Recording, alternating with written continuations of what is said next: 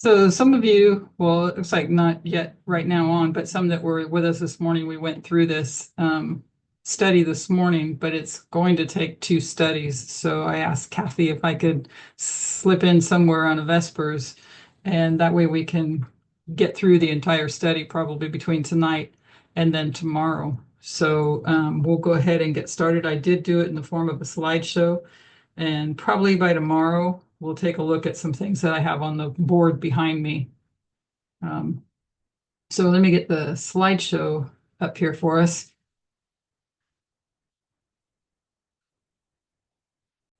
And I'll need to have you let me know. I'm sure you can see Looks the good. actual PowerPoint, but I want to turn it on slideshow. So I want you to let me know when it comes up that you see it. Did it change okay for you? Yes. So it's full Mm-hmm. screen? Okay. Yep. Okay. So this is kind of put together from several um, just from things that I've been understanding and then looking at reviewing a lot of Elder Parmenter's presentations and kind of trying to piece together my own curiosity when it comes to the woman and understanding the woman as Trump and my own questions of thinking initially that the good woman is present in the United States in the sixth head. And when I heard Elder Terry say that the good woman is not in number six, it pushed me back to try to figure and understand again where that was. So we're looking at the transition from the sixth to the seventh head, and the when you go to Daniel chapter 2, and you've got the statue, you have the that history laid out as not Satan's kingdom, but we understand it to be the kingdoms of earth, and that's it's stated in as that in Revelation 17 is the kingdoms of earth. So as Elder Parmenter pointed out at some point, that a kingdom, the job of a kingdom is to the responsibility is to protect and provide for the people. And so we're going to look at a couple of Ellen White quotes here as well. These are the studies that I pulled pieces from. One that I'll actually quote out of, and that's this one here, I think, the 2021. But I did pull some things out of this is where in 2021 he talks about the Constitution being above all, and then he goes into some information on the 14th Amendment, the Bill of Rights, and the 14th Amendment. Then this is the South Africa camp meeting from September 2025. This little asterisk here is just stating that where I put Panium equals number two, this is a discussion that was happening as to when you come to the Isaiah 46 study, the 1, 2, 3, declaring the end from the beginning, that Isaiah is in the present. And my questions and thoughts on why did he never define or say what number two actually was. What do you, because I had a different direction in my mind. And so in those South Africa camp meetings, he actually states that his opinion that it's Panium, but that he understands that other people are using different dates to to tell a different story. So that's why I put the little asterisk next there. This was his opinion that Panium was number two, the present.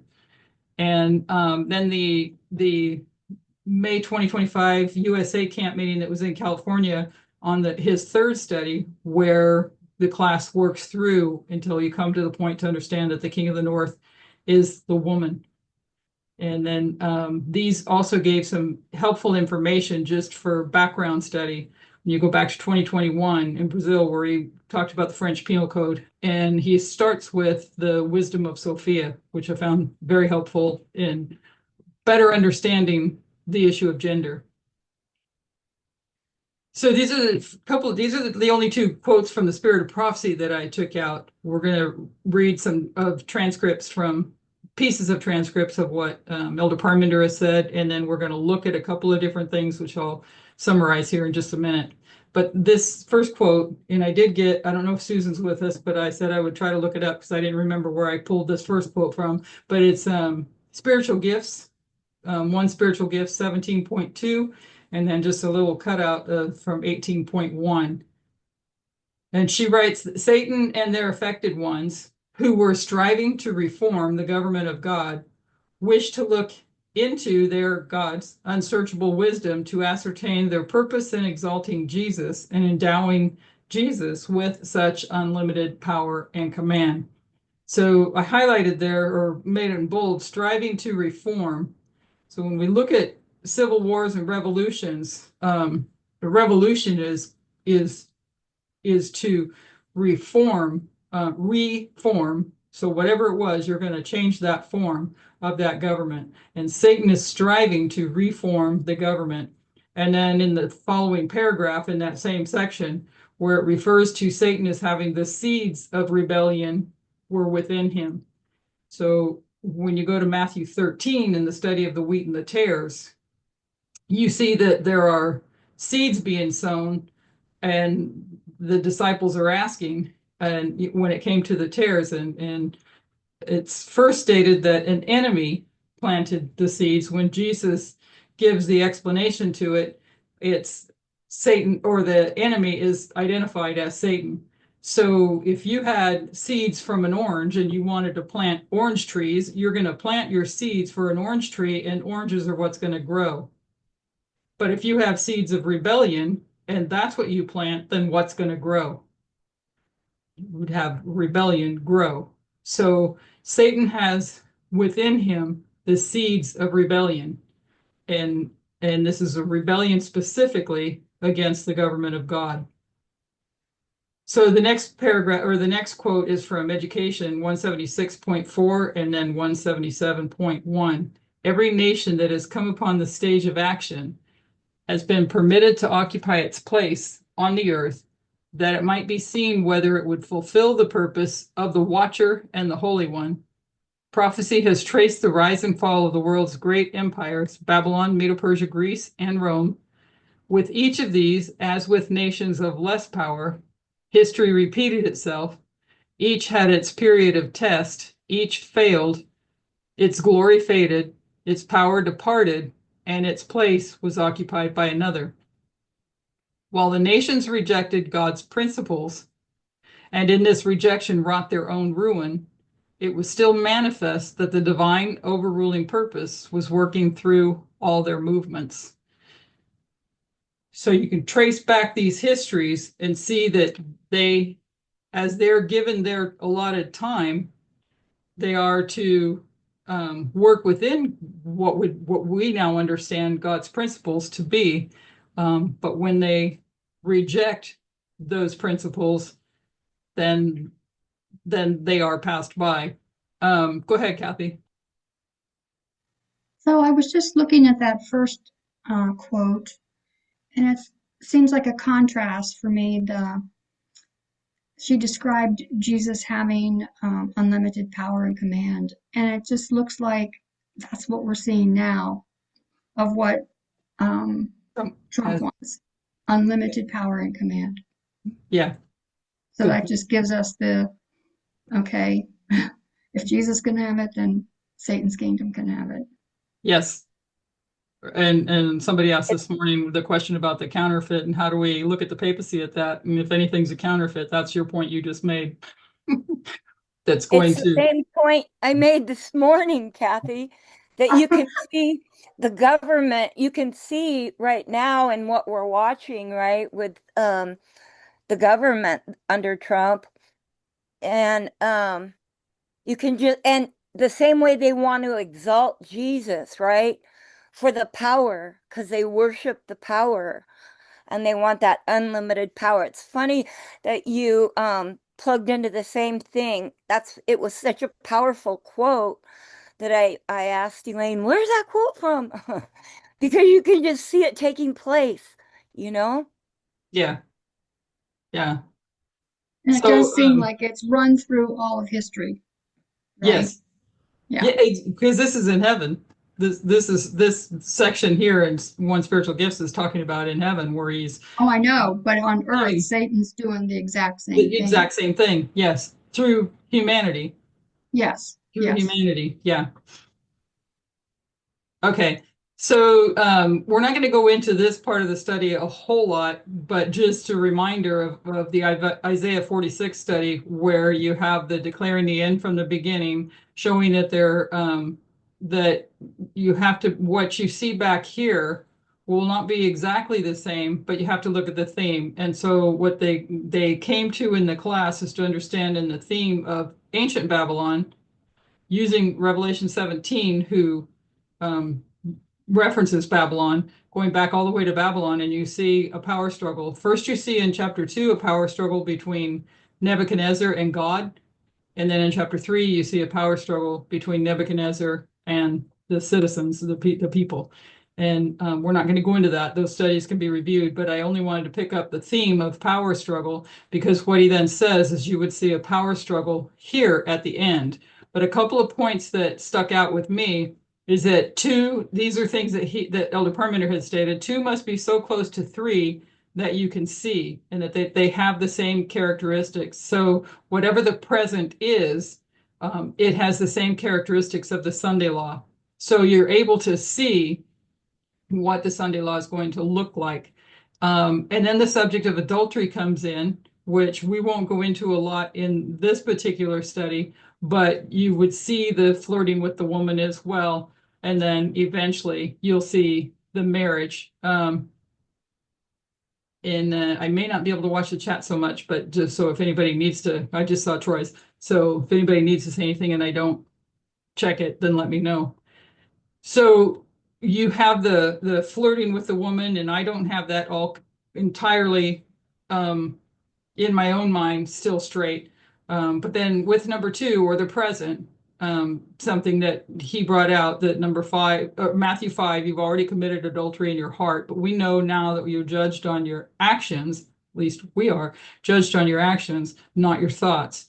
And then Revelation 17 is defined, the fornication is defined as adultery, stating that John understood the difference between the two, and he used fornication, but what he meant was adultery. So there's adultery. So you have this relationship with a woman that's going to happen. So I don't know if we'll get to a summary on that today or tomorrow, but possibly.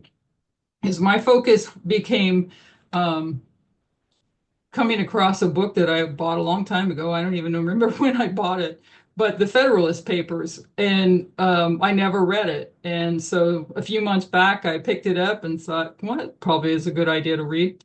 And so I started to read it, and some of the feedback that I was getting was pointing me to look at, I needed to understand also the Anti-Federalists. So what are the Federalists, and what are the Anti-Federalists, and what were they doing? So after the American Revolution, the first Constitution is written. You have the Articles of Confederation, and we'll see a little bit of bit here of what the Articles of Confederation were and why the Constitution then was written. So we understand in 1798, that's where you mark the time of the end in the book of Acts, what Elder Tess laid out with Acts 27 and the ship of Alexandria. And Ellen White refers to it as the good ship. So it's doing a good work, but it's not the good woman. It's a kingdom of Bible prophecy that is doing a good job. And we know that number 7 is doing his job, which is a bad job and a bad work.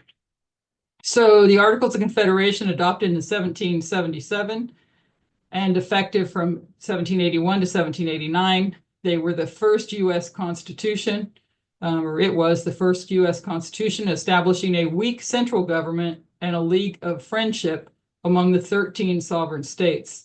It aimed to balance state independence with a united war effort, but its inability to tax, regulate commerce, or enforce laws directly led to its replacement by the U.S. Constitution. And the Constitution wasn't brought in without argument, I guess we would say. So they created a weak central government, or the Articles of Confederation, a weak central government or League of Friendship among these 13 colonies, or these 13 states. They were sovereign states. Then the Articles lacked taxation, commerce regulation, and executive and judicial branches. The Constitution replaced it, establishing a strong federal government with 3 branches: the power to tax and a What'd you say, Susan? You said that earlier. Bicameral? Bicameral. Okay, so they say it wrong. Yeah, It, bicameral, huh? That's good right? enough for me. Okay. So the legislature, in other words, you have the House and you have the Senate, and working to balance state and federal power. Did anybody think of why you would, before we get into this, why it would be a good idea, I guess, to have a strong central power versus a 13 colonies doing their own individual thing? I If have a anybody, thought, I don't know, but like when you have too many people, it's hard to come to a um, agreement. result, right? Because there's just so much. So sometimes that could be maybe argued. Um, that was a thought, Yeah, you know, because hard like to if you come to sit an on a agreement with. board with too many people, you've got to have like somebody that's going to stop all that arguing or what. Somebody or something that Yeah, would, like a central power, right? yeah, that would put a standard in place that all would agree to the standard and then go from there. So we'll see that very suggestion in some of the transcript of one of Elder Parmenter's presentations. So the difference mainly between Federalists and Anti-Federalists was their view on government power. Federalists favored strong central government for unity and stability, while Anti-Federalists feared it, advocating for states' rights and individual liberties, famously forcing the addition of the Bill of Rights to the Constitution to protect people from potential tyranny. So the Anti-Federalists um, basically said that the Constitution makes the president a king. And then there are arguments that of the Federalists, and that's what we're going to kind of look at a little bit more into detail, that the Federalists would suggest that the opponents would their ideas would eventually evolve into tyranny. So we'll try to see that as we walk through this. So the first government, this was the Articles of Confederation with a weak central government, struggled to address the new nation's challenges. For instance, when it came to armies versus militias, standing army, all those questions, if you can imagine, if you're one of those smaller, I don't know my geography that well either, or one of those smaller states on the eastern seaboard, and you're not as a, what do you call it, prosperous state, and some states are more prosperous, they're going to have more power. So let's say an attack is going to come from across the pond, and you're trying to call for help, and this little state is going to be very challenged to defend itself, let alone try to help defend the nation without some help. So there were struggles in getting cooperation to work as a whole for the stability and protection and safety of the nation. So the Federalists recognized the need for a strong central government to address national issues and to coordinate efforts among the states. It's based on we the people, they administer justice, provide, this is from the preamble, provide domestic tranquility and secure blessings of your liberty. And that was pieces from the preamble. The Anti-Federalists saw the Constitution giving too much power to the central government and stating that it makes the president a king or a monarchy, which is what they just left. And they feared going back to that. And I think it's really, for me, I find it's really important to think about what's probably going through people's heads if we actually lived in that time. And you break free from a kingdom of oppression, and you could very easily see that fear that they had in them. So they believed that the Articles of Confederation were sufficient, leaving the states as sovereign and having their own individual rights. And they didn't want to lose that sovereignty. And in other words, they didn't want a boss to tell them what to do or to control them. And they believed that the Constitution lacked rights for the people. And we'll see an argument on that as we go through this. So given a couple of quick summaries on the Articles of Confederation, created a weak central government that struggled to address the challenges for the new nation. This system left states with significant autonomy, but lacked the authority to enforce laws, regulate trade, or collect taxes effectively. And the shortcomings of the Articles of Confederation became increasingly apparent as economic issues and social unrest grew. Events like Shays' Rebellion, which we're not going to touch on in this study, you can write that down and look it up. Events like Shays' Rebellion highlighted the need for a stronger central government, ultimately leading to the Constitutional Convention and the creation of a new system of governance. So they saw this weakness in the Articles of Confederation to act as a whole, to be able to act in unity.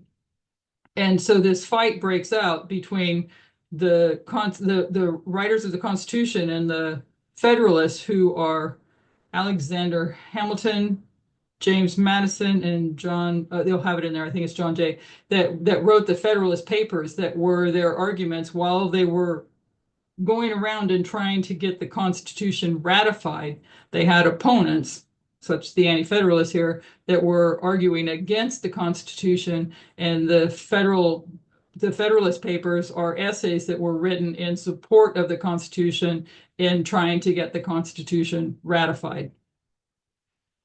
So this is just a summary of the Articles of Confederation where it was weak. It was a loose alliance between states rather than a strong central government. And let's see, it made it hard to coordinate. We've basically touched on that. So some of the weaknesses were taxation, trade and commerce, no national military, and I brought that point out already. So states could ignore a request for militia or troops, and so it was hard to coordinate national defense. You have the one vote per state, unanimous vote to change. This is the Articles of Confederation required that if there was going to be any changes made within it, that all of 13 had to support it, which makes it, as Susan was saying, it kind of makes it hard for people to come to an agreement like that. So, and then there were no national courts and there was no executive branch. If you think of a corporation has to have some sort of structure, and you can't have the people ruling the CEO. There has to be a board and a system put in place that are going to be make up the main structure of a corporation that's running. So a confederation versus a federation. The confederation is a loose alliance of independent states, while a federation is a union of states with a strong central government. And most of that's repetitive, so we'll go back, pass through that. And then the Constitutional Convention, which was Philadelphia, 1787, brought together delegates from 12 states to revise the Articles of Confederation. The delegates, recognizing the need for a stronger central government, ultimately decided to draft a new constitution that would establish a federal system with a more powerful national government. The Constitution addressed many of the weaknesses of the Articles of Confederation, including the creation of a stronger executive branch, the power to tax, and the authority to regulate trade. These last few slides were pulled from a website. I don't think I have access to I don't remember where the website was, other than I posted it. I can tell you I posted it in the IPR forum a while back. And it was a page that allowed you to see one page, and you had to pay $100 if you wanted to get in and see anything more. So I just pulled what I needed from it to get started with. So the Federalist versus the Anti-Federalist debate, the ratification of the Constitution sparked a heated debate between the Federalists, who supported the new document, and the Anti-Federalists, who opposed it. Federalists argued that a stronger central government was necessary to ensure the stability, security, and prosperity of the nation. And let me tell you why I wound up here. Is because when I'm looking at trying to look at what is good about the Constitution, then I'm no historian, and I did not pay attention in high school. So all of this is maybe some of you can relate, rather new to me when it comes to going back and looking at these things, because I wasn't a big scholar in school. So I found it really helpful to go back and see this from the perspective that we have on prophecy and this matter of the sixth and seventh head or kingdom. And so when I started looking at the Constitution and then reading the Federalist Papers, I needed to better understand also who they are calling their opponents. And I think there's a bit more of a distinction that I'll try to explain later than just anti-federalist, because it doesn't mean that they were all bad. Doesn't mean that the ideas that they tried to bring in were bad. And I'll touch on that in a little bit. So anti-federalists feared that a powerful central government would threaten individual liberties and state sovereignty. So that was their big thing, was state sovereignty, and their individual liberties needed to be protected. The Federalist Papers, written by Alexander Hamilton, James Madison, and John Jay, provided a detailed defense of the Constitution and helped sway public opinion in favor of ratification.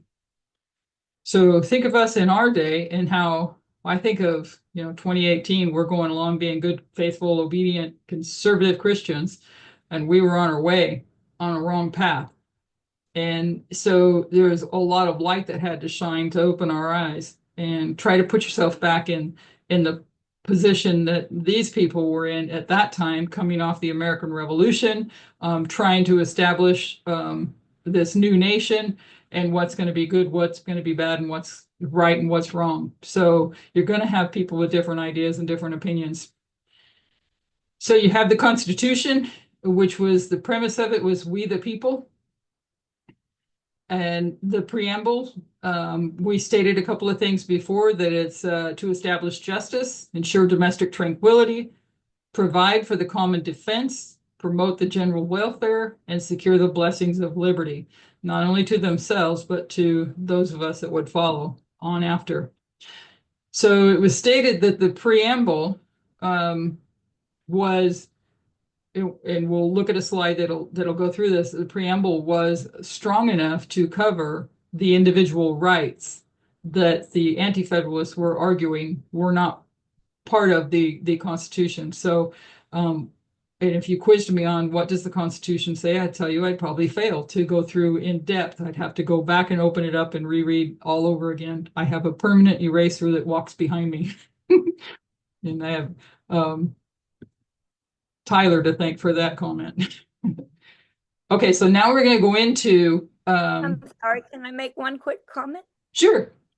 When I was reading what you had put from the Declaration, we the people, Yeah. when you read just the part that you pulled out, you can really see the lamb-like characteristics, and even, I don't know, the words like ordain. You can see also how that got twisted, but when you think of blessings of liberty and the general welfare, caring for one another and tranquility, peace, right? And I don't know, it just sounds like lamb-like to me. But it's still very wrong. We want to make sure we don't forget that at this time, this generous we the people was still not including African Americans as if they were human citizens. Yeah. So European, it was so we the people. It was a lamb or a baby lamb. It was in its infancy and had a lot of growing to do to recognize that all humanity had to fit into this, and they were not there yet. They were coming off the heels of oppression by monarchy, and that seemed to be their focus. There may be more to that, but that's how I'm kind of understanding that seemed to be their focus. So this part goes into Elder Parmenter study. This is the only one we pulled that I pulled some of the transcript from to go through, because he makes some key points about the Constitution itself when we're talking about a federation, and he points out that, brings up the fact that even in a church they have a board set up, and the board has to come to some agreements, and oftentimes that doesn't, in churches or in other places, that doesn't happen. So it's an organization that's composed of individual groups that come together. So a federation or a federal state is composed of groups of people or bodies that come together in unity. So you might think about the board of one of your ministries or the board in the church that you used to go to. And what do you know about those boards or those federations? There has to be some agreement of the members to all come together. But what you often find that what you often find is that they often disagree with one another on many things. And he says he wants to suggest that the United States, that one federation, is composed of 50 countries, and we'll call them states. So the federation would be over all the states. And this continuing on, he's asking the question, what is the highest authority of the United States? And he goes on to state that it is the Constitution. It's not the president, not the Supreme Court, it's the Constitution. And he said that this was vitally important for us to understand. So this kind of stuck in my head, okay, what am I missing? Because of all the wrong that was done in the beginning of this nation. And it's only come to its conclusion of being worse than it was then.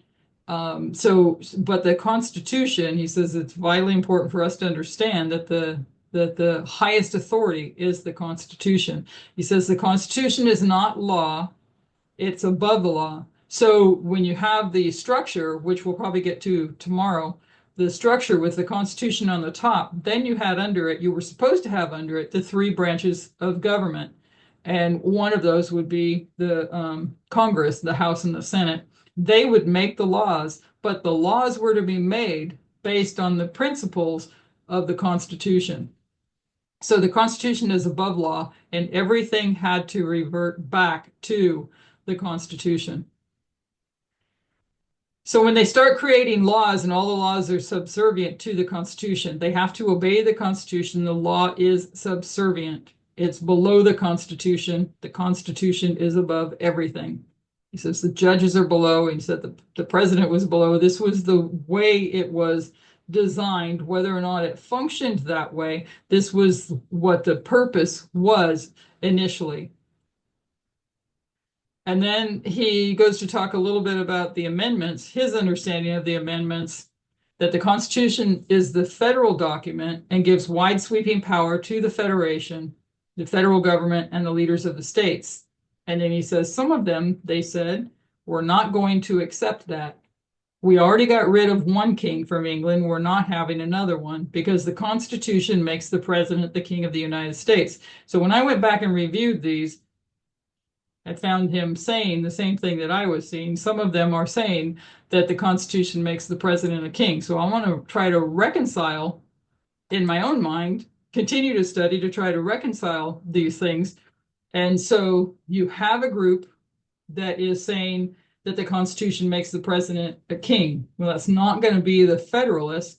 So whoever that group is, whether it's the Anti-Federalists, and we know that the Anti-Federalists said that the Constitution makes the president king. It gives that strong central government gives too much power to one person, is what they said and what they feared. So I wrote the question down here: who are some of them? And my best understanding of the some of them are the ones the same within the Anti-Federalists that are stating that the Constitution makes the president a king. Now, I'm not saying that the Anti-Federalists, I said this earlier, I'm not saying the Anti-Federalists were necessarily bad. I think we're going to be able to see a little bit further on what might make things go wrong to what was trying to be set up. So he's made that point, and then he goes on to say,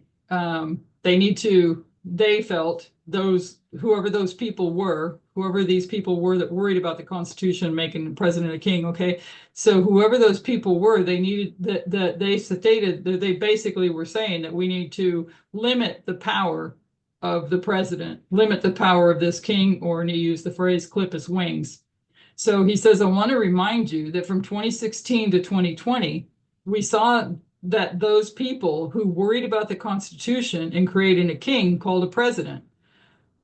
So he's pointing out the first administration of Trump and then comparing that to the beginning of whoever those people were, it's these same people is how I understand that. These same people now, you have a Donald Trump as president, as a king, and he said whatever measures they took in the amendments, so the amendments were to protect the individual rights and the states' rights, whatever measures they took in the amendments didn't work very well. And he says, look how easy it was for the United States president to do whatever they want. And he says when he watched what was happening in the United States, it was like watching a movie in the 16th century. The king can do no wrong and no one can stop the king. So if I understood what he said, he's comparing this group of people here in what is happening with Trump, what is actually happening in Trump, to the beginning, and the people were saying that the Constitution makes the president a king, and that those people that were arguing that wanted the amendments placed in there. And the amendments, remember, the first 10 amendments of the Bill of Rights, they wanted them placed in there. And it was actually Madison that wrote the Bill of Rights. And in order to get the Constitution ratified, it was a compromise that they were added in. And then you had later amendments come in. I mean, I think it's interesting as well that another thing, I think he stated it in this particular study, that there are over 11,000 submissions for amendments for the Constitution, and only 27 are accepted. And it makes me think of how Trump actually operates, with just throw everything out there, and maybe see what sticks. So there's a lot of work that's going on, not meaning that all of it was bad, but they're going to show in Federalist number 10 the development of where this could lead to. Okay, so the preamble, I mentioned this a minute ago. Elaine? Yes, Elaine? go ahead. Just for a point of clarification, I would like you to clarify for us and for myself that founding process, the Federalist and the Anti-Federalist, and the outcome of that debate, because I think it is important that to clarify how that process and the outcome of it before To clarify what? I'm sorry. Can you just shorten that to clarify the Federalists, what? who are the Federalists? What were they advocating for thus far? Because I'm not clearly getting, were they for the Constitution or against it? Okay, the Federalists were pro-Constitution. Okay. And the Anti-Federalists were anti-Constitution. I guess my question is, why were they anti-Constitution, the Anti-Federalists? What is it that they saw? They were anti having a strong central government that took away the rights of the states, the sovereignty of the states, and didn't allow protections for the individuals. So the Anti-Federalists feared that if the Constitution as it was to be ratified, you would eventually end up with a tyrannic government. Was that their fear? Yes, I think that they, based on what I've been reading, I think they actually said that the Constitution, returns us to a king. And maybe not in those exact words, but they were looking at, that's what the Constitution does. It's going to establish the president as a king. That's how they were looking at it. And yes, they feared us. The Anti-Federalists feared big government, like Sarah has said. They feared the development or the making of big government. Yes, they feared big government. So that is the structure. And what was the outcome for that? Because they are going to go back to the drawing board and say, hey, we don't want the big government. What are we going to do? What was the outcome for that debate? Well, I think if we go through the study today and tomorrow, hopefully we'll come to see that. So there is that, and then there is the what do you call it? The individual rights, state rights. They fear the state rights. So they feared that the people are not being represented in the Constitution as they had drafted it. And they feared that if they take it to the people for ratification, the people are going to see that they are not represented in it. So those are the state. I'm bringing this up because it's the question of protecting the people, the government protecting the people, and they are going to come up with the Bill of Rights, which protects the people. Yes. So the Constitution, from that point of view of protecting the people, as it was in the beginning, it lacked that. But during the process of this amendment, it was added in there, the Bill of Rights. And that is the thing that we talk about when we talk about human rights and the protection of the people. Without that, the Constitution does not protect the people. And I think that is the lamb-like aspect of the Constitution, which lacked from the beginning, but it was introduced during these debates. That's the point I'm trying to. I think that you are. So my question to you, Mary, and not that you have to answer now, so that we can get through the study, but something to think about is, if Acts 27 tells us you have this ship of Alexandria that's a protector and defender of the people, what was put in place? Did it protect the people, or was that its purpose, and was it seeking to fulfill that purpose in the Constitution? Or do you wipe away the Constitution? Because where we're at now is, that's for tomorrow when we get to it, but my question would be is, I think we all have to understand, come to our own understanding on, is, was the Constitution good or bad? So the Constitution, okay, I get that, but I guess we also have to define who the people are, because the people who are drafting this, the framers, they are not the individual people, the people in the field. These framers are rich white men, and they are fearing the British. Did they have the common people in the mind? But the common people are the ones to go and ratify it. And they feared that the individual common people in California, in Massachusetts, they would not, the way this document was framed, they would not see themselves represented in it. I guess we have to define who the people are. Okay. We'll get through this and see if we get to any of your questions, and then we can talk about it again tomorrow when I get through it all. After we get through and then kind of look at it again with these same questions in mind. I think Kathy had her hand up. Oh, I was just going to add about the fear of the anti-federalists and creating a monarchy, but their reasoning was because they felt the language of the Constitution for the president was too vague and too broad.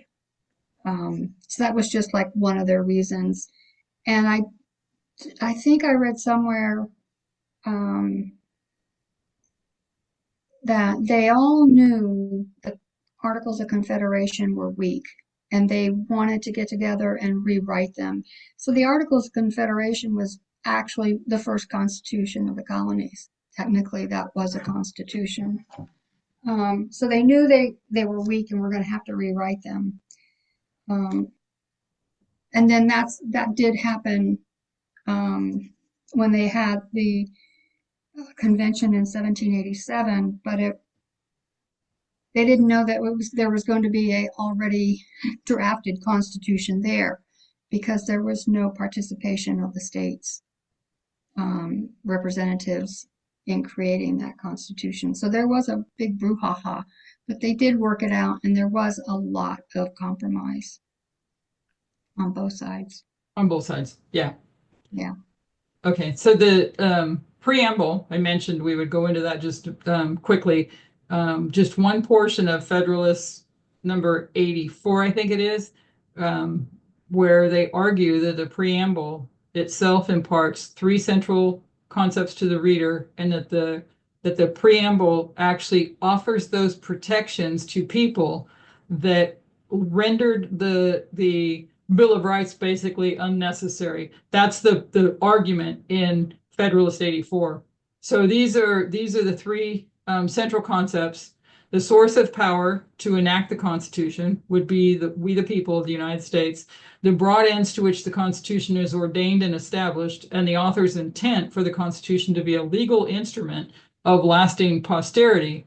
So now we're going to look at, this is Monroe, Alexander Hamilton is the one that argues in Federalist 84. So James Monroe, as a delegate to the Virginia Ratifying Convention, referred to the preamble as the key of the Constitution. So kind of like when you're telling your story, Susan used the word thesis, if that's the right word. I'm basically very uneducated. But where Elder Parmenter would talk about, you tell them what you're going to say, then you say it, and then you summarize it or repeat it. So the preamble was kind of like telling them what you're going to say, and then it's broken down into detail in the Constitution. So he's saying that the preamble, referred to the preamble as the key of the Constitution, and then in Alexander Hamilton in Federalist number 84, argues that the existence of the preamble obviated any need for a Bill of Rights. And I just put down here for my own self to look up words I don't know.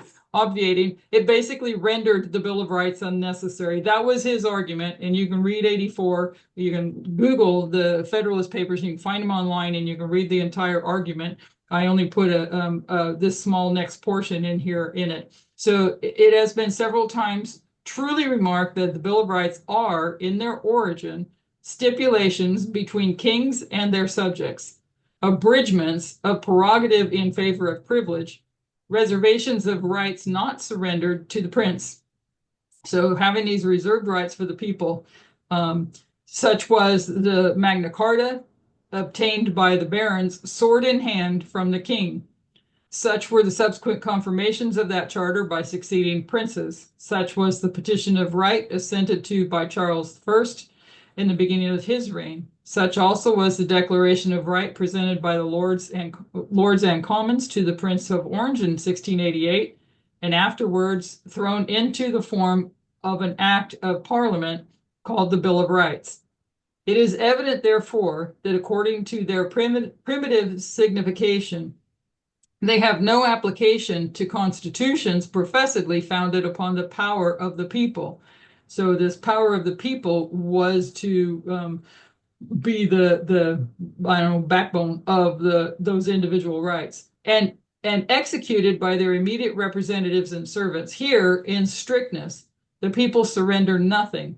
We the people, they surrender nothing, and as they retain everything, they have no need of particular reservations, reserved individual rights.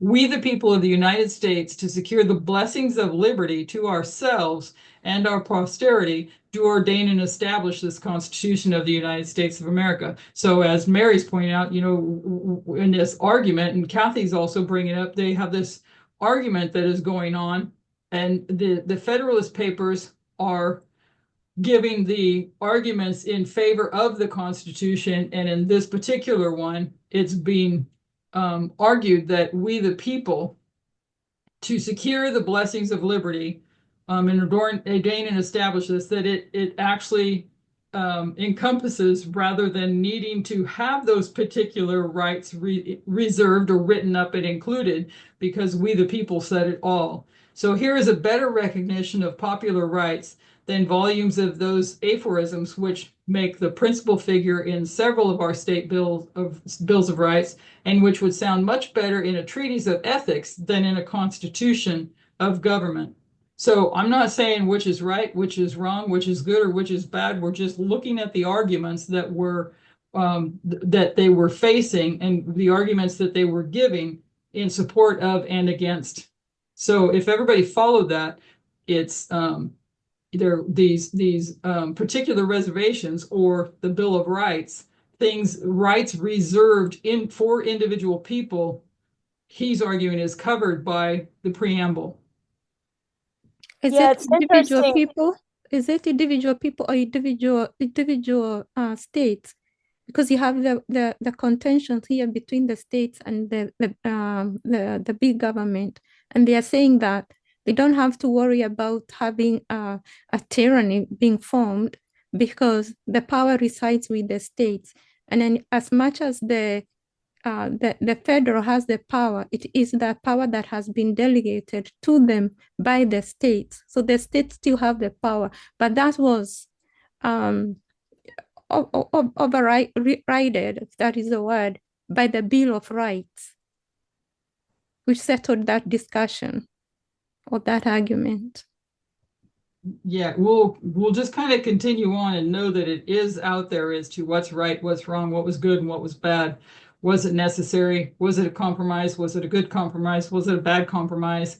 And when you go back to the things that Elder Parmenter said, and I thought I had those slides in this study, but don't have, but they're back in that same 2021 Brazil, I think it was. And he talks about the amendments, the Bill of Rights and the amendments, particularly when you get to the 14th Amendment, that the 14th Amendment is used in all these great cases when it comes to civil rights and human rights. And we're going to see that, I don't know if we'll see it in my study, but if you go back and review Elder Parmenter's studies there, that it was actually the 14th Amendment arguing for individual rights, based on how the 14th Amendment depends on what right you're looking for, but the argument for the individual rights is what the far right used, and I think he states that in that presentation, what the far right used to bait people with. So to go out and create a fear that you're losing a right. For example, we'll use the Civil War. You have this argument that's gone on in the beginning of the Constitution. Now you come to the Civil War, and the South is arguing that they have a constitutional right to secede from the Union. And that's the narrative that is fed to the people.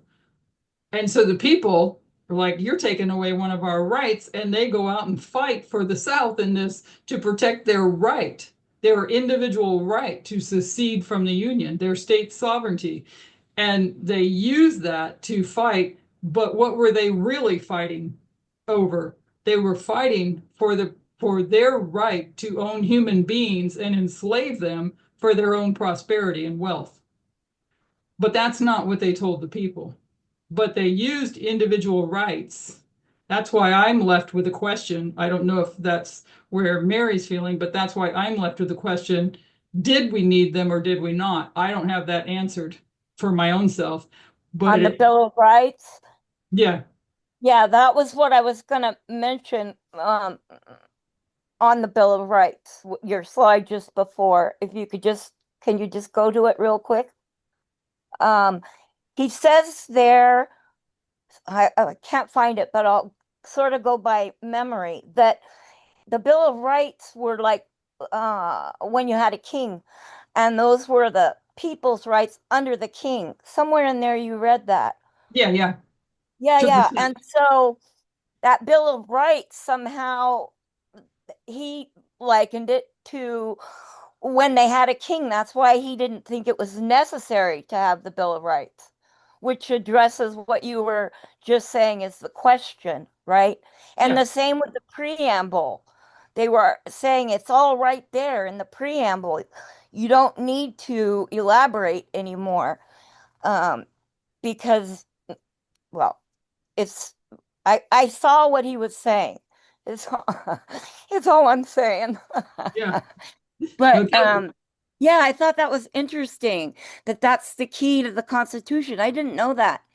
And but you can also see how they play on that, because yes, when you have a big government, then they hop onto the state rights and say we have to protect ourselves and our individual state rights. But when they're in the government and they have the power, now they have all the power to undo all that had been done. And I think that's what we are witnessing that now with the current the very government. things they argued that they were being denied of, like freedom or their religious rights, were, all that they argued. Once they get it, then they twist it around and take away your freedom, because they were saying, about the freedom of speech, right? When like Trump was taken off X or Twitter, remember that? And then they were saying, you're taking away our freedom of speech. And as soon as the billionaires, Musk buys it over, what does he do? they do the very same thing. They flood it with just what they want to say, and it's no longer freedom of speech. Like Musk was pulling people who, closing their account or stopping them from using their account on Twitter if they didn't go along with, the rules. So once they use it as their argument, they take it away once they get what they want, and they use it against the people. Yeah, it is stated, Elder Parmenter did state it, and I think if I'm following Susan right, in that context, that the far right used these individual rights to make their arguments. And then he goes into this case back in Kansas. That's why I put back in Kansas again when I posted that article, because he's referring to a case in Canada where I can't remember if it was a 18-year-old where he had just turned 18, but it was about an oral sex with a 14-year-old, and I think it took place before he turned 18. I don't know. I'd have to go back and review that again. But anyways, he gets put in prison for something you ought to be able to do in the privacy of your own home, and when both parties are not the word willing, you know what I mean? Consenting. Yeah. So and he's put in prison for 17 or 18 years. And so Kansas City wants to, if I remember the story correctly, Kansas City has a law in their books, but it doesn't agree with their constitution. So they want to amend their constitution, which is harder to do. They want to amend their constitution to fit their law. And so that's a whole nother study if you want to go back and review that. But I found it very interesting, and to understand how the far right actually uses those individual rights and for their purpose. Yep. And then so it's very Elaine, interesting. And they've used, same as Musk, he got lots, and Trump, lots of advantages through the government programs for his buildings, or for the money that Musk got to, expand his SpaceX. They use government money to do it, but once they get powerful, they pull the ladder up so no one else can use the same things they used to get real powerful, right? Then they pull the ladder up so you're stuck, right? Yeah. But yeah, it's really fascinating. I think Mary wants to finish comment, and then I saw Kathy had her hand up. So go ahead, Mary, finish. Quick comment there. It's a question, actually. I guess I'm getting confused between the state rights and individual rights, because what I thought the state rights, such as the ones covered under the 10th Amendment, like rules regulating commerce, education, safety, and things of that sort. And individual rights are the ones that are under the 14th Amendment, such as speech, religion, due process, and things of that sort. So are we confusing those? I don't think so. What I get out of it, Mary, is that the two kind of overlap and blend in the form of how you use them. So while they seem to be arguing for state sovereignty to remain, they just don't want somebody being a boss of them. And when you go to individual rights, it's just taking it down to the next level, to a lower level, that you don't want somebody telling you what to do. So you want somebody to be able to protect your right to do what you want to do. And so I see kind of not that they are a blending of the same thing, but I see them being used that way. And I don't know that that's right or wrong, but that's some of the conclusions that I'm kind of coming to on this, that states' rights becomes, and I don't remember if Elder Tess talked about states' rights, but I know that Elder Parmenter did, and I was like, I think that's back when you go back to the studies that he did on the French Revolution, and I have that at the beginning of the notes, where to go to for that. Brazil, 2021. So the issue of states' rights was brought up into this movement, and so I think there's some sort of blending of what they actually want. And now we're going to kind of get into a little bit about maybe a group that may misuse those things. That's what my main focus is on. I think that is the case. I think that is the case because when you think about the 14th Amendment, specifically maybe speech, religion, These are individual rights which are universal and are protected by the Constitution. But when they argue that they are the states' rights, then they are thrown back to the states, and each state can decide what happens with regards to speech. In Texas or in Massachusetts is interpreted differently. And when these universal rights are kicked back to the states, then they are no longer universal.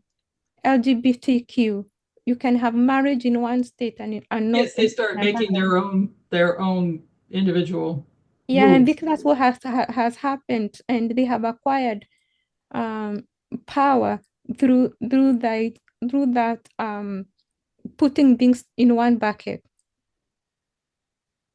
So I think Kathy had her hand up, and then I'm going to go into Federalist number 10. That's the main focus.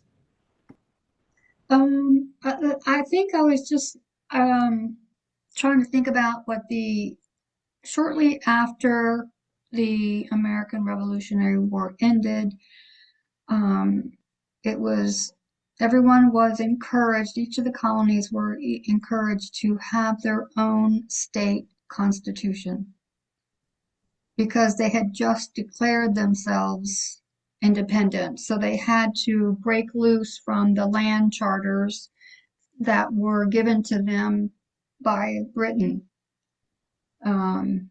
So that was part of their independence, was to create their own constitutions. And within their original charters, that's how they governed the colonies in the beginning days. And of course, everything morphed as time went on, and they learned from their mistakes. But I think and I think I don't know if it was mentioned or not, Elaine, where the case to not have the Bill of Rights, saying that we the people covers everything. That was at number 84. Yeah. Yeah. So at the time Constitution came out afterwards, there was a whole group of very vocal people, Native Americans, the enslaved people, women, were totally recognizing that we the people did not include them. And it's interesting that it doesn't say all the people of the United States. It just says we the people, which is very vague. It can be a big umbrella or it can be a little one. That's a really good point, Kathy. But it did spell out. It did spell out it did spell out in the preamble key things that it was to do. So while it says we the people, the preamble spelled out what the Constitution was meant to do. Their biggest concern was that there was nothing about freedom of speech and freedom of religion. And then they wanted to say, well, your state constitutions cover that. But as we saw in history, the federal law would trump the state laws. So I feel like the states had a valid concern, because we're seeing now how blue states were making laws, sanctuary cities, LGBTQ, abortion rights, and they're getting attacked by the federal government. It's interesting too that you use the word Trump, that the federal government is trumping the states' rights. Yeah. Yeah. I think the issue so, I mean, is it is a fine line, because there's states' rights, which is to me is a mini version of the whole country. States are a miniature of the federal. As I have read these and then listened to past presentations, I've come to see that it was certainly a delicate balance that they were trying to reach, all while they still enslaved human beings. So your perspective is going to be based on your position in life at that time. and the narrative you're being fed. So we're trying to look at it, look back with prophetic eyes to see what was going on and what this issue is about. And where did states' rights and individual rights lead to? And how did we get from 6 to the failure of the 6 and 7 tyranny? That's how I see it. And I also, when we get to it tomorrow, see it as looking to draw from what they were attempting to do, which I see as a very delicate balance. Or a slippery slope. Or a slippery slope. Thank you. I wasn't going to say that, but yeah, those are thoughts that went through my head before. Tug of war, you know, like we have tug of war from the very beginning. Yes, but when you look at what the delicate balance they need to, I'll tell you the thoughts that started to go through my mind is looking at this movement and the what it takes to get this movement all to become one. And we'll kind of talk about that maybe more tomorrow. So anyways, the main focus here is Federalist number 10. We'll get started on it some and then have to pick up tomorrow morning. So this is, like I said, number 10 out of the essays. There was a total of like 88 or something like that. And they were written to the state of New York. And this particular one, number 10, is by James Madison. And the topic here is the Union as a safeguard against domestic faction and insurrection. Interesting title. Domestic means internal, doesn't it? It doesn't mean abroad or whatever the other word is when you talk about Britain and all of that. It's domestic, it's internal. Oh. It's I always think of domestic or domesticated is home. Yeah. Right? Yes. Homeland. So so he's talking about, he brings in the word faction.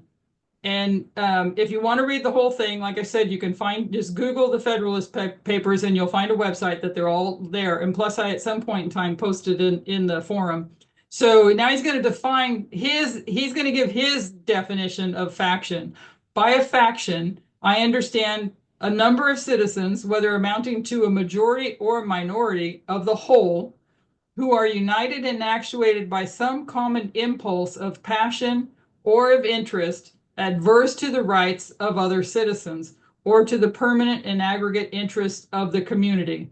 So he's defining this faction as a group of people that have this same common impulse and passion or interest that is adverse to the rights of other citizens. So imagine these people walking around, what he's describing.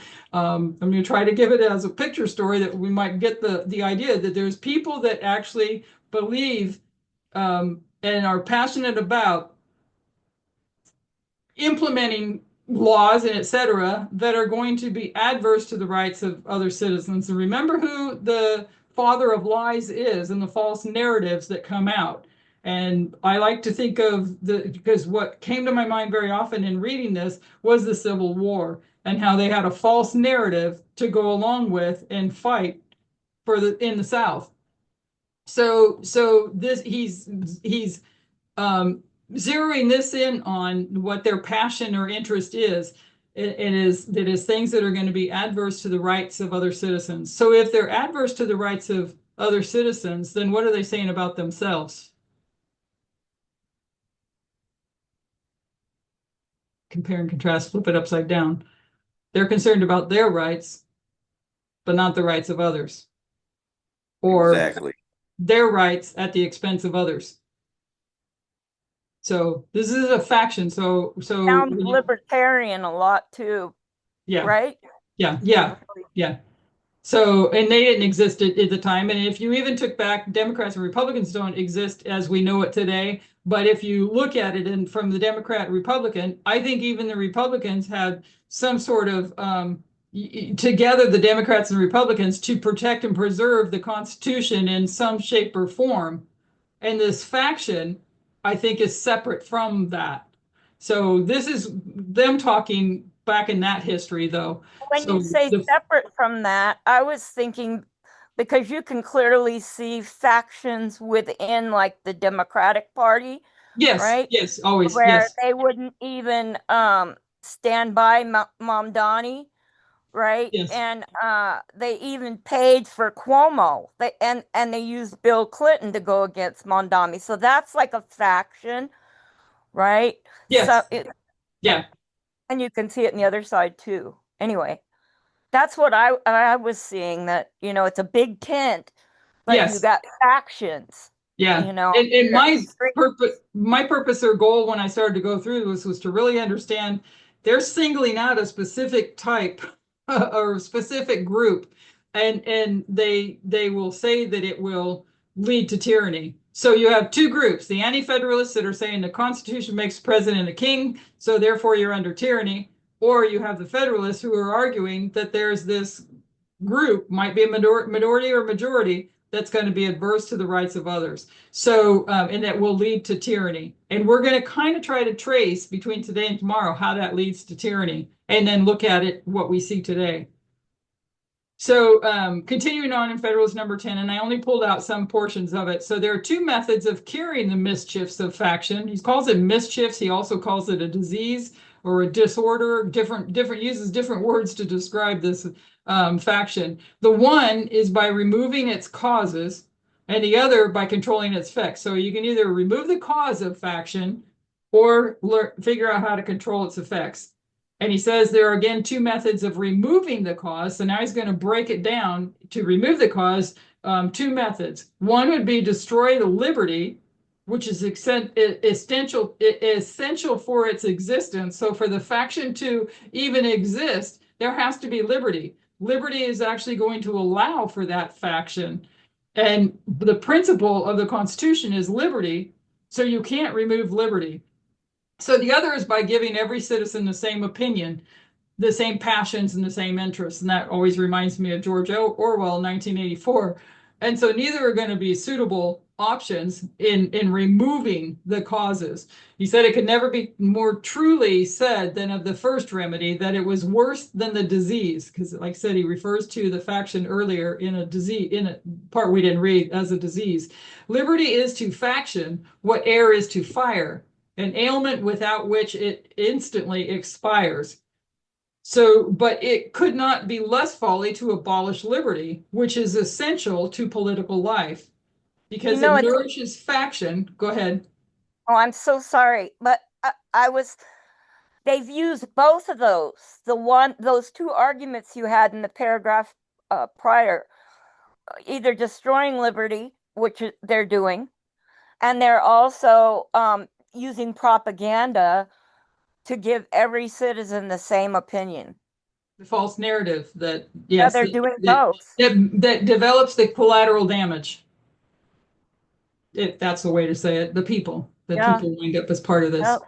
because they don't even know what's true anymore, Right. what's real, because they take you to a different realities, so to speak. Yeah. So, He yeah. says, but it could not be less folly to abolish liberty, which is essential to political life, because liberty nourishes faction, than it would be to wish the annihilation of air, which is essential to animal life, because it imparts to fire its destructive agency.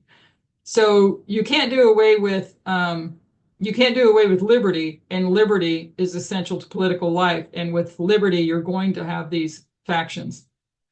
So the second expedient is as impractical as the first would be unwise, as long as the reason of humanity continues fallible. Reason meaning your cognitive thinking, and the reason of humanity continues fallible, and he is at liberty to exercise that liberty, to that reason. He's at liberty to exercise his own reason. Different opinions will be formed.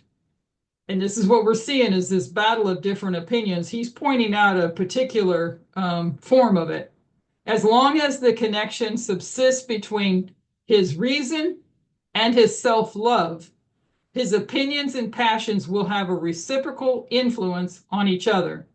And the former, his reason, will be objects to which the latter, his self-love, will attach themselves. The diversity in the faculties of men, from which the rights of properties originate, is not less an insuperable obstacle to a uniformity of interests, or not impossible to overcome. The protection of these faculties, we're talking about what the Constitution is supposed to be providing. The protection of these faculties is the first object of government. Your reason and your self-love, the protection of that is this first object of government. From the protection of different and unequal faculties of acquiring property, the possession of different degrees and kinds of property immediately results. And from the influence of these on the sentiments and views of the respective proprietors ensues a division of the society into different interests and different parties. So you're going to have reasons that are going to divide people with different interests and different parties. And to me, some of these key things were reason, your cognitive thinking, and then self-love. Because if self-love is going to, we know that selfishness is part of our nature, but if it's going to be the dominant,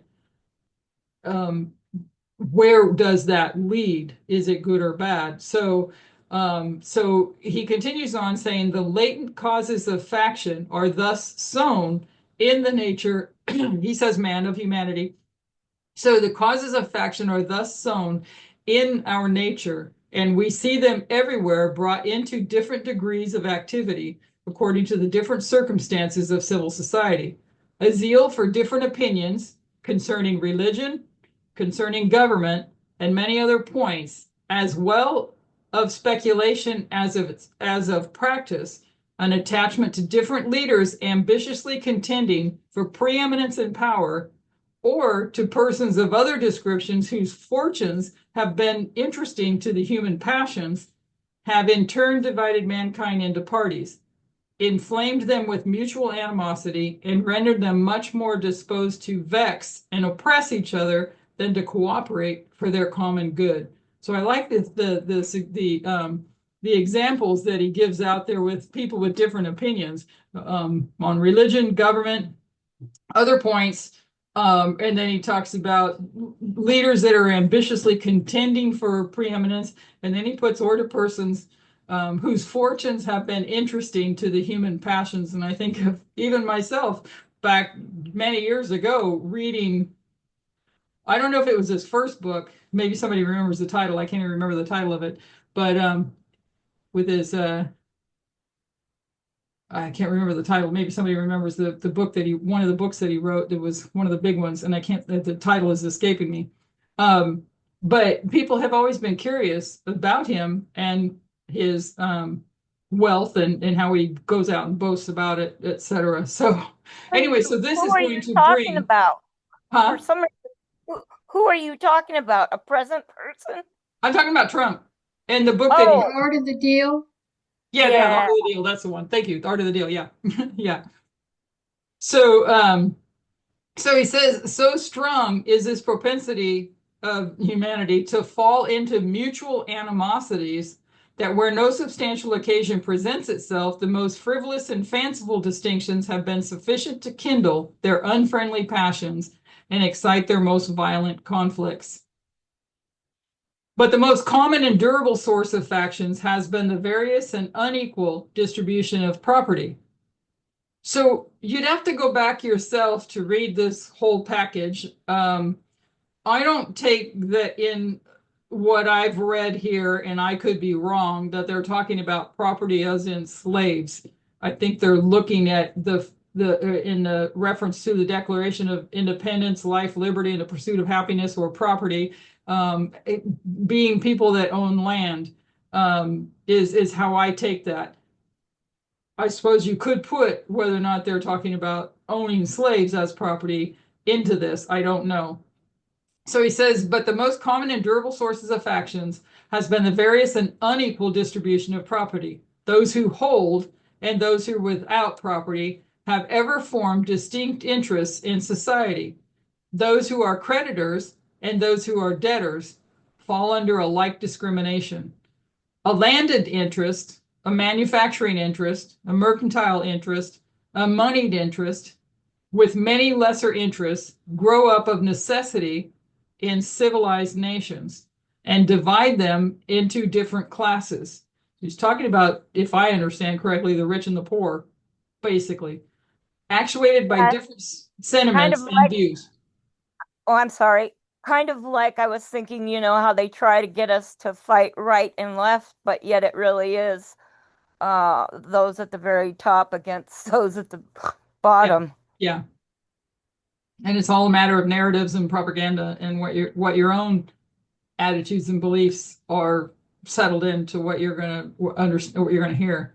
I think it's been really valuable being in this movement that has broadened our education. And with a broader education, you can make more informed decisions. So I don't necessarily fault them for what they've done, is in that a lot of people were very uneducated and just suffered under oppression and want to not be oppressed again. So, and if you're only offered a certain portion of what went on and you never know what really went on, you're going to be affected by that. So let's see. The regulation of these various and interfering interests forms the principal task of modern legislation. Talking about regulation, needing to regulate. And so the regulation of, let's see, and involves the spirit of party and faction in the necessary and ordinary operations of the government. So you're going to have these different factions going back and forth, and it's supposed to all be done, as I think it was in this one, maybe it was back here, for the common good of all. It's supposed to all work for the common good of all. So now he's going to go into being a judge of yourself. No one is allowed to be the judge in their own cause because their interest would certainly bias their judgment. So we're seeing several things, or at least these are things that stuck out to me anyways, that relate directly to what we've learned in the last few years when it comes to the nature of humanity. And now here looking at having biases, you've got self-love and reason. So here he's pointing out that you can't be a judge in your own cause because your interest would certainly bias your judgment and not improbably corrupt your integrity. With equal, nay, greater reason, a body of men are unfit to be both judges and parties at the same time. Yet what are many of the most important acts of legislation, but so many judicial determinations, not indeed concerning the rights of single persons, but concerning the rights of large bodies of citizens? And what are the different classes of legislatures, but advocates and parties to the causes which they determine?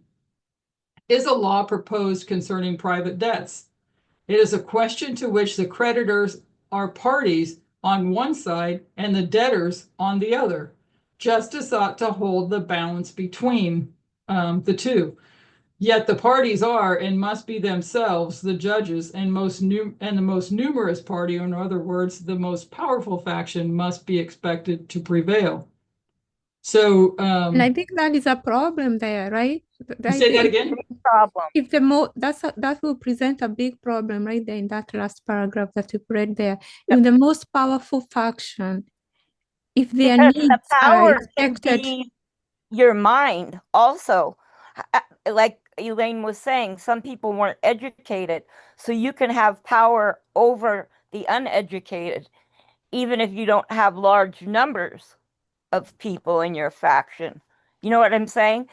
That's what I saw too, Mary. That it's a big problem. Yeah. It's a big problem with this whole thing about the factions, because if you are going to not do anything about these factions, say for example, one example that comes into my mind when I think of these factions is between the employer and the employees, the workplace. So if you are going to have poor substandards of working condition and people are uprising or protesting, and then you, the employer, working together with the government, decide to take away their rights, the rights to assemble, the rights to free speech. So you're taking their right to in what Elaine was talking about. There are those two causes of factions. You can either control the cause or the effect. if you are going to control the cost of workers' uprising, and you take away, by taking away their rights, even to protest, to assemble and protest, or you're either going to take away, to break them up, you are going to end up with a lot of problems. So the framers they were ahead of the people. And it goes to the question that I was asking first. When the framers were framing this, when they talk about individual rights and we the people, were they talking about for the individual people or for the states when framing it? Because I don't see the citizens being included in a positive way in the wording of this document. It's gonna be included in the Bills of Rights, but in the Constitution as it was, they feared the people coming together, the power of the people coming together, and maybe denying their labor. Because these are landowners. They owned the land, they owned the labor of the people in forms of slaves, and they feared the people. That's one, that when you think about the domestic issues, when you think about foreign issues, they feared the British. So they had this in mind, and I don't think they had the interests of the masses when they were when they were writing this. That's why they had to come back and reconsider and put in the Bills of Rights there. So we'll just finish this paragraph here and probably have to, I'm out of time probably, right, Kathy? Yes, it's almost 7:30. Okay. So we'll just finish this paragraph and we'll pick it up here tomorrow. So shall domestic manufacturers be encouraged, and in what degree, by restrictions on foreign manufacturers, are questions which would be differently decided by the landed and the manufacturing classes, and probably by neither, with a sole regard to justice and the public good. The apportionment of taxes on the various descriptions of property is an act which seems to require the most exact impartiality. Yet there is perhaps no legislative act in which greater opportunity and temptation are given to a predominant party to trample on the rules of justice. Every shilling with which they overburden the inferior number is a shilling saved to their own pockets. So you remember, he's arguing in favor of the Constitution. And it's the Bill of Rights was put in as a compromise as they closed. So we're going to. It's interesting that every shilling they're going to put in their pocket, the tariffs. I right away was thinking of the tariffs because that we're paying them, the poor, right? Yeah. So hopefully we can sit on some of that tonight and think about it and what is best. And I tell you that a lot of thoughts went to my mind. It's like it took an awful lot of trust, because the Constitution, I look at it as you're kind of looking at one person, and it's not one, but you're looking at one person trying to set all the rules for everybody. And is that fair? And everybody's going to argue, that's not fair. I want to say, and everybody's going to argue, right? And so it takes a lot of trust, because I look at it in compare it to this movement as well. It takes a lot of trust, even though Elder Parmenter is the leader. It's God that's leading the movement. But how do we as human beings see that? How do we understand that? And so I kind of looked at the two side by side all the way, thought about the two side by side all the way in trying to understand this. And hopefully tomorrow we can advance a little bit further on it. And I have a couple of so before you close, one quick question. I've been asking this myself, because I hear that the Constitution is good, yet this document was written by people who they had their own problems themselves.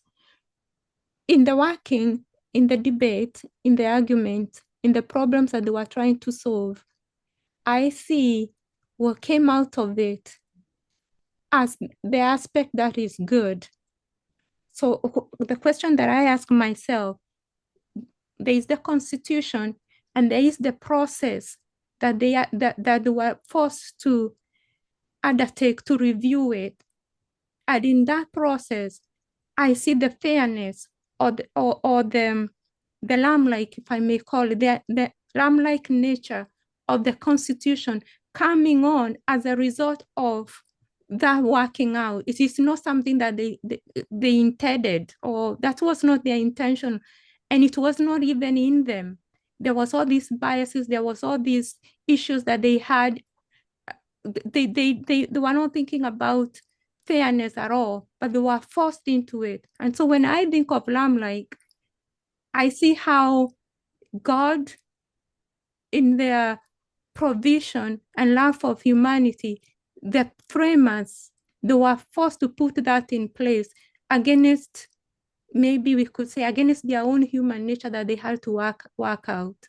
So I don't see them sitting down and being good and being generous to the people, but they were forced to do it because they were encountering all these problems by providence, I would say.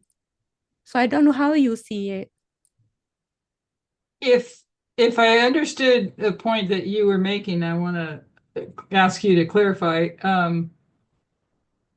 The writer of Federalist Number 10 is talking about a faction, which he defined as a group of people, and all that we've been reading is around that. Are you suggesting that the writer is good or bad? I missed The something. framers, I'm forgetting something that you said. Huh? I'm thinking about the framers, the founding people, the framers, when they were sitting there and constructing this document. It's not necessarily that they wrote it out of their good nature or they wanted to benefit the people.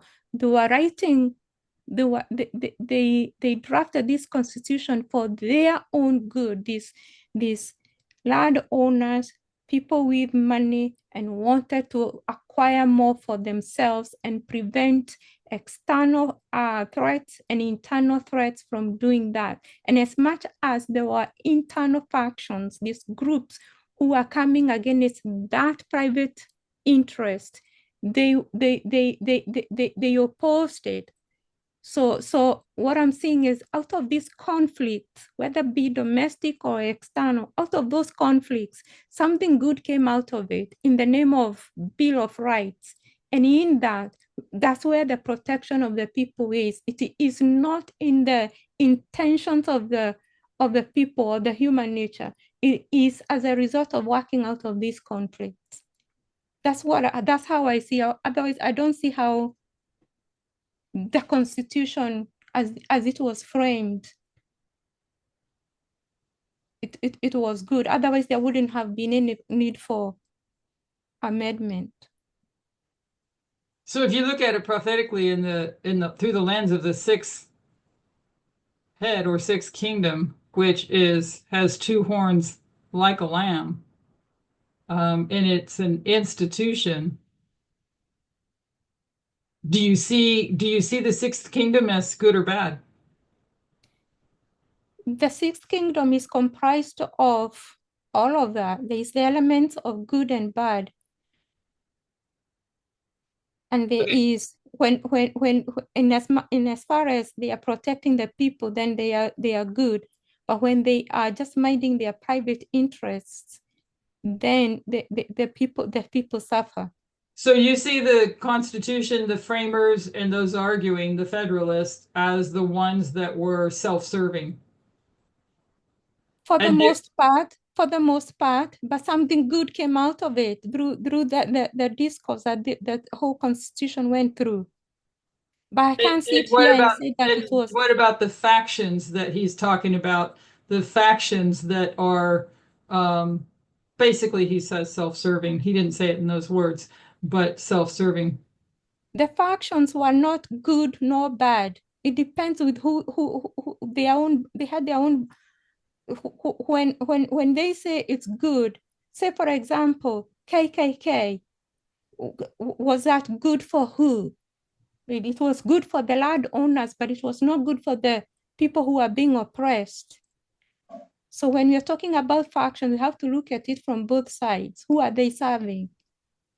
Well, he gave And it. at He one gave his point, own. weren't the colonies a faction against the monarchy in Britain? Yes, He against gave. the British. He So, gave so if his. you are pro-British, you are going to see the faction as bad. But if you are pro-American and you are independent, you are going to see those factions, the militia, as good. So he gave his definition, and that's the only thing I'm bringing. I'm not saying good, bad, right, or wrong, but he gave his definition of a faction because there can, as Susan said, there are going to be many different factions throughout. But he gave a specific definition in the faction that he was pointing out, and those were those that were adverse to the rights of other citizens. So he gave a very specific definition to faction. There can be many factions, but the one that he's pointing out is very specific. So we'll leave it at that, and then pick up here tomorrow. I thank you for giving me the time and listening. And It was a good study. Thank you, Elaine. yeah, thank you. And then we'll go ahead. Susan, would you close in prayer? Mind closing in prayer, please? Okay. If we could bow our heads. Oh, dear God in heaven, thank you so much, Lord, for gathering so many of us together this evening. And some might already be in Sabbath hours. I know Kathy is. And it's almost Sabbath here where I'm at.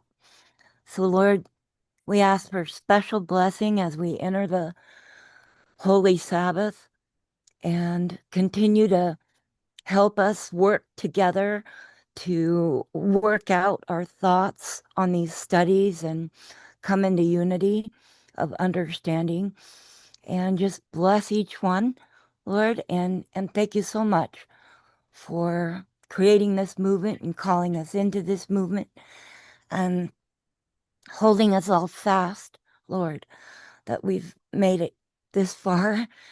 And we love you, Lord, and we pray all this in Jesus' name. Amen. Amen.